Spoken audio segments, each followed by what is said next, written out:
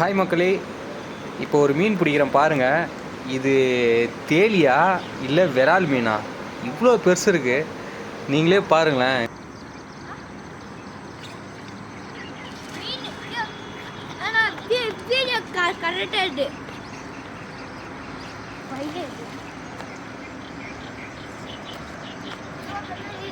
நல்லா மாட்டிச்சா?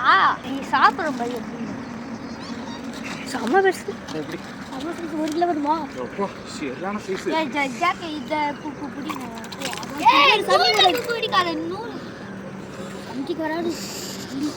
மல்லு கட்டின்னு வராது மக்களே. நாங்கள் இந்த பையில தான் மக்களே பாட போகிறோம்.